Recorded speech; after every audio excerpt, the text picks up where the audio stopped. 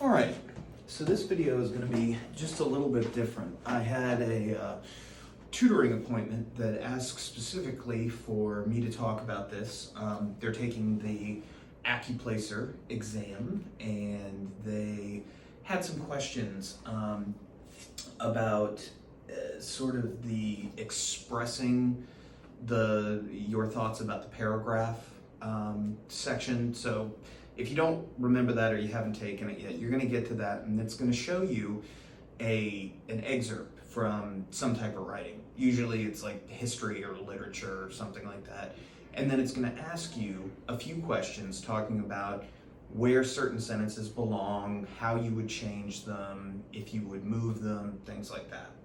So what I'm going to do is I'm just going to read quickly through the little word choice and then go over a few of the questions that they ask. Pardon me, I'm actually on the Accuplacer website right now looking at one of their sample exams. This is from accuplacer.collegeboard.org, and I'm looking at the Accuplacer test called Next Generation Writing from 2017, and I am on page number 2. All right, so it says sample questions. Read the following early draft of an essay and then choose the best answer to the question or the best completion of this statement. The prevalence of nectarines in U.S. supermarkets today is directly related to the company started by two unrelated men who shared a last name, an innovative bent, and a drive to succeed. Moving from Korea to the United States in 1914, Charles Kim founded the Kim Brothers Trucking Company in California in 1921 with his friend Harry Kim. Much of the freight their trucks carried in the early years were fruit grown in the San Joaquin Valley. Kim Brothers soon expanded to include nurseries, orchards, and fruit packing sheds. Eventually, the operation became a major employer, providing year-round jobs for about 200 people and up to 400 part-time jobs during the harvest season coming after growing season. Kim Brothers succeeded even in the face of the Great Depression of the 1920s and 30s because the company produced and sold the first commercially viable nectarines. The nectarine is a hybrid fruit. It combines peach and plum with the taste and texture of the former and the smooth skin of the latter. With the help of a staff horticulturist, Kim Brothers developed and patented the fuzzless peach, known as Sun Grand nectarine. Though not the first nectarine, the fruit had existed in China for 2 millennia.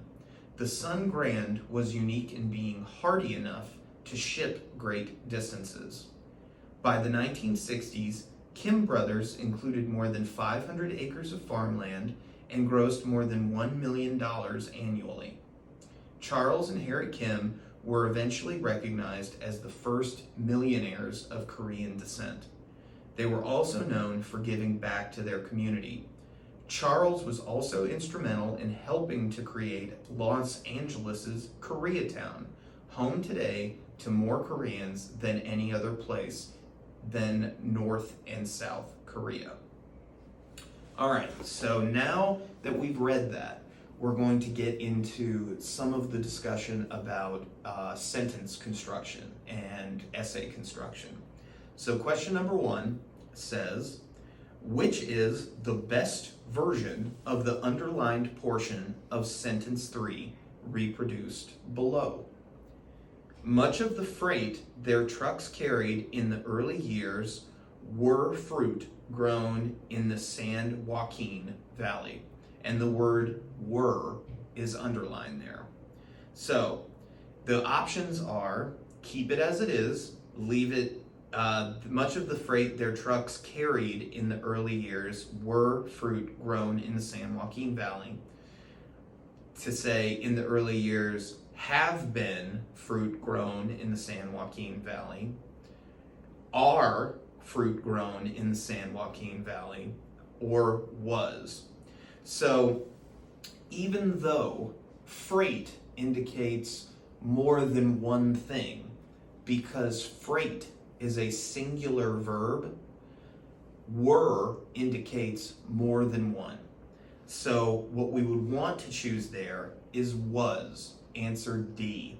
Much of the freight their trucks carried in the early years was fruit grown in the San Joaquin Valley, because both the freight and the fruit are singular, even though we know it's more than one piece of fruit. I mean, obviously they're not sending out trucks to get a single nectarine, but because the words are in the singular tense and not the plural tense, we need to continue that in the verb structure. So were in question 1, sentence 3 should become was. All right, question number 2. Which is the best decision regarding the underlined portion of sentence 5? The sentence reads, eventually the operation became a major employer, providing year-round jobs for about 200 people and up to 400 part-time jobs during harvest season, and then the underlined part is coming after growing season. So it sounds a little clunky to me, but let's see what some of the options are. So A, just leave it as it is. Leave it sounding a little bit off. B, revise it to when crops were ready to pick. C, revise it to after the produce has ripened. Or D, delete it and end the sentence with a period. So I'm not going to leave it the way it is. So let's take letter A right off the board. So let's take a look at B and C. So B says to revise that portion of the underlined coming after growing season with revise it to when the crops were ready to pick. So let's see how that sounds. And up to 400 part-time jobs during harvest season when the crops were ready to pick. Okay, that sounds pretty good, but let's see how C sounds. And up to 400 part-time jobs during harvest season after the produce had ripened. Not terrible. And the main difference in there is when the crops were ready to pick and after the produce had ripened. So they're both past tense. So let's see what the sentence sounds like if we just delete it and end the sentence with a period. Eventually the operation became a major employer, providing year-round jobs for about 200 people and up to 400 part-time jobs during harvest season. To me, that sounds like the best option. Letter D is just to delete that underlined coming after growing season, because we don't really need to know that the harvest season comes when the crops were ready to pick or when the produce has already ripened. Both of those essentially mean the same thing.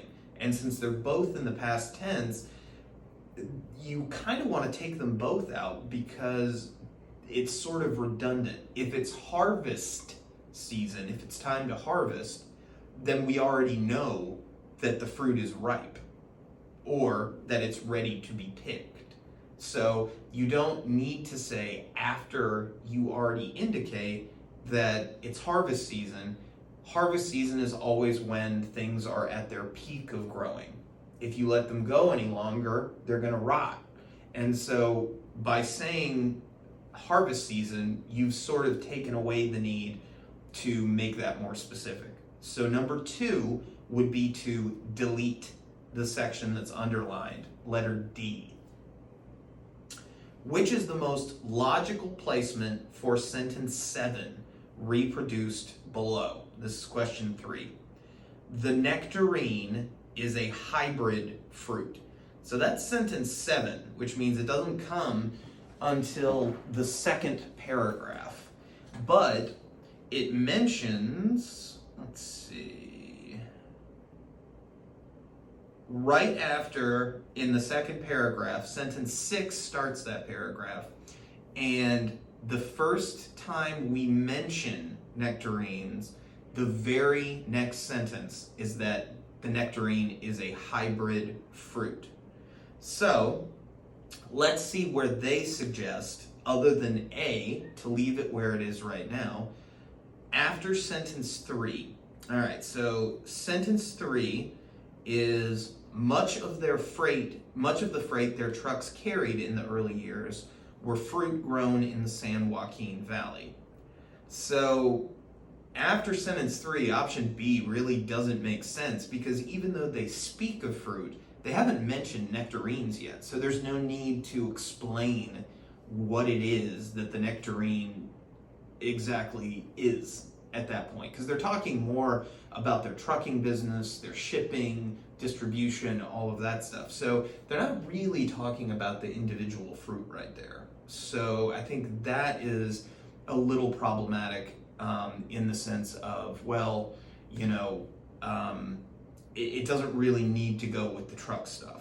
All right, so after sentence 10 said, though not the first nectarine, the fruit had existed in China for 2 millennia.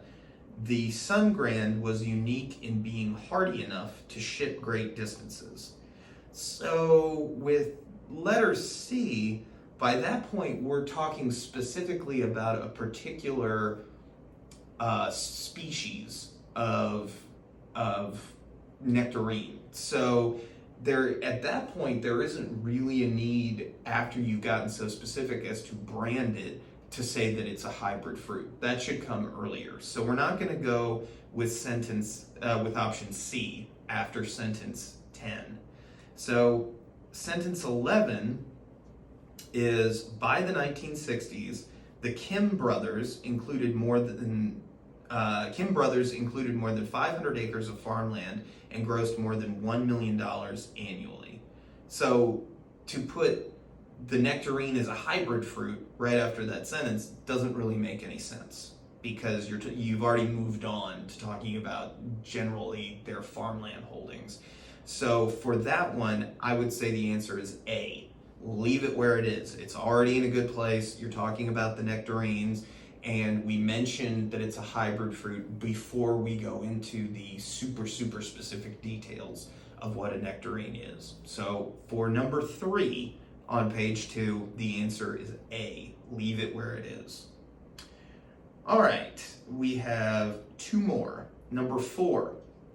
Which is the best version of the underlined portion of sentence 10, reproduced below? Though not the first nectarine, the fruit had existed in China for 2 millennia. The Sungrand was unique in being hardy enough to ship great distances. So the underlined portion is millennia, and then a semicolon, and then the Sungrand. Or excuse me, just the word the. So what it's asking you essentially is that semicolon correct in between the words millennia and the, or the, depending on how you pronounce it. So you only use a semicolon when on either side of it you have 2 independent clauses or complete sentences. So if you take away the other half of that sentence and the semicolon, you should have a complete sentence. So it's fairly easy to test. Let's read the first half. Though not the first nectarine, the fruit had existed in China for 2 millennia. So that's a full sentence. All right, so let's look at the other side. The Sungrand was unique in being hardy enough to ship great distances. Yeah, I mean, that's a full sentence too. So on the surface, the semicolon looks like it makes sense there. So it might be letter A, leave it as it is. B is what letter B is suggesting is that you take out the semicolon and replace it with a period. That's an acceptable answer, although the reason why you would use a semicolon instead of a period is that it indicates that there's a closer relationship between the two sentences, and so you want to link them together. One has something to do thematically with the other one. So, if I was saying something like,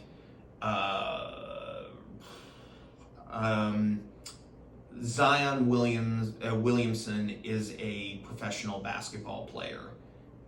He plays for the Pelicans. I might put a semicolon in there because the fact that he's a professional basketball player and the team that he plays for are more closely related than two separate sentences would be. So I think that that's true with this one. So I would say that the semicolon, letter A, leaving it as it is, makes more sense than making it two complete sentences, letter B. So let's cross B off for right now. Letter D suggests that what you should do is close a parenthesis after the word millennia before the word the. Well, the problem with that is that parentheses have to come in pairs. And to be quite honest, there isn't another parenthesis here. So I would just take D right off the bat. So that leaves us with C, which is to replace the semicolon with a dash. All right? There is a dash that exists in the earlier part of the sentence.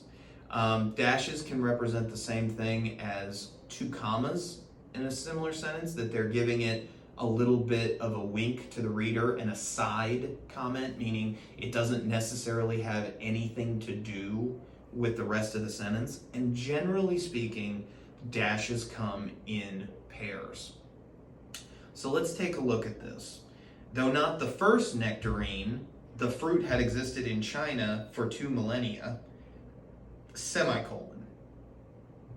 So to me, because that middle part there, if we were to replace the semicolon with a dash, the fruit had existed in China for 2 millennia, dash. So essentially, with those dashes in the middle, you should be able to take what is in between those dashes out of the sentence, and the sentence should still make sense. So let's try that. So we're going to take out the fruit had existed in China for 2 millennia and read just what's left.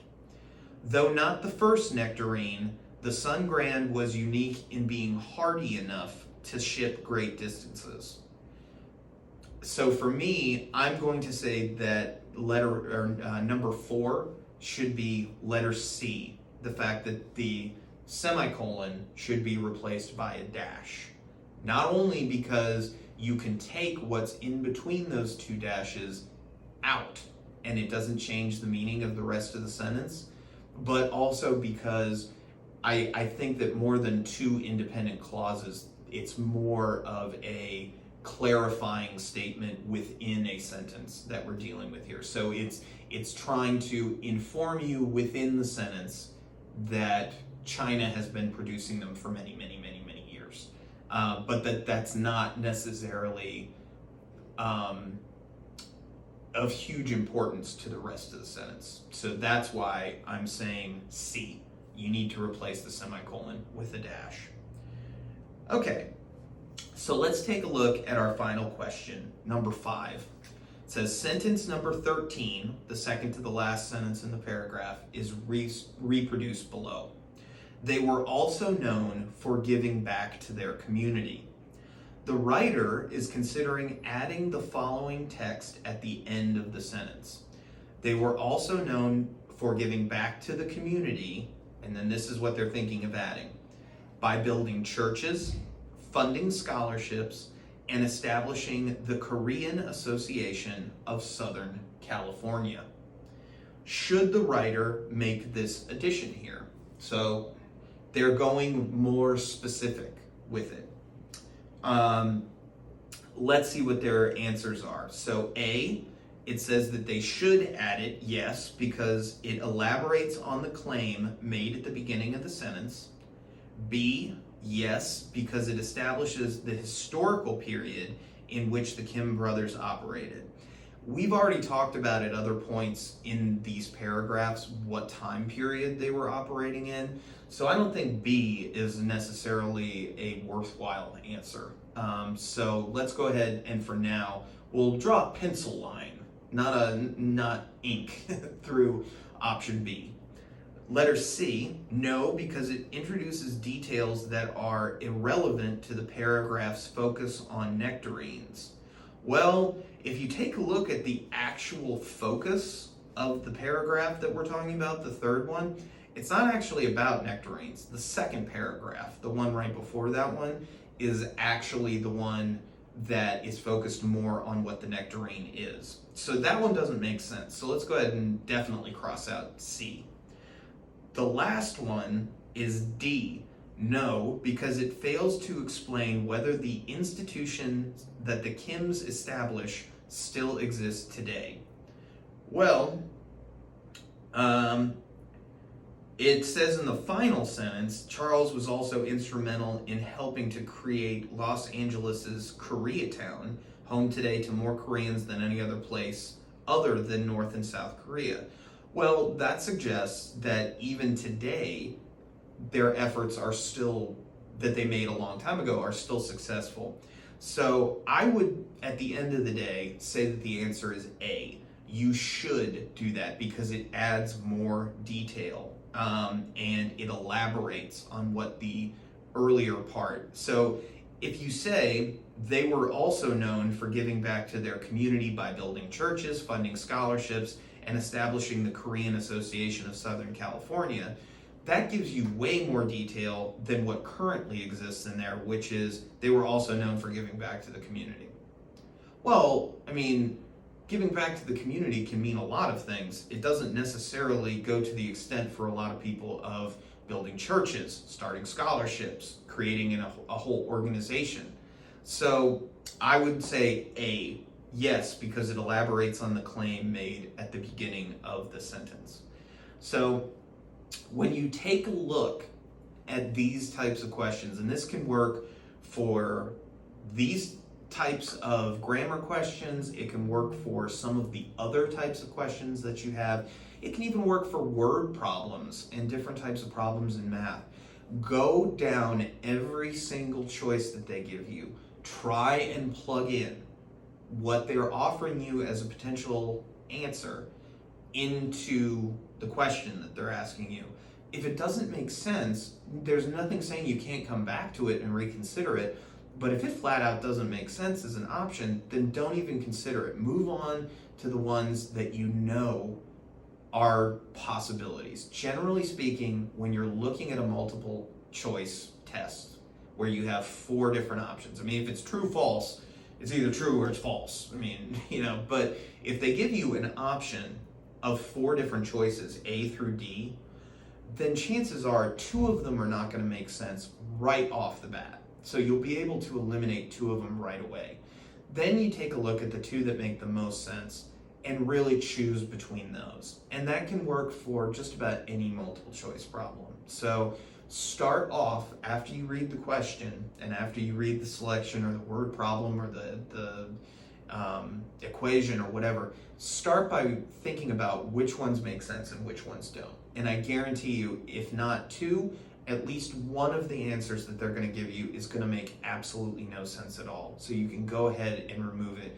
And every option that you can remove before you make your final answer gives you a higher probability that the answer you're choosing is going to be correct. So remember, look for those answers that don't make any sense, remove them from your thought process, and concentrate on the things that really make sense. And then go with what makes the most logical sense to you. Okay? So as these requests come in, I will try and make specific videos for specific concerns, but this was one that a student really wanted me to cover, and so I'm doing that right now. Okay? Have a wonderful day, and I will see you in the next video.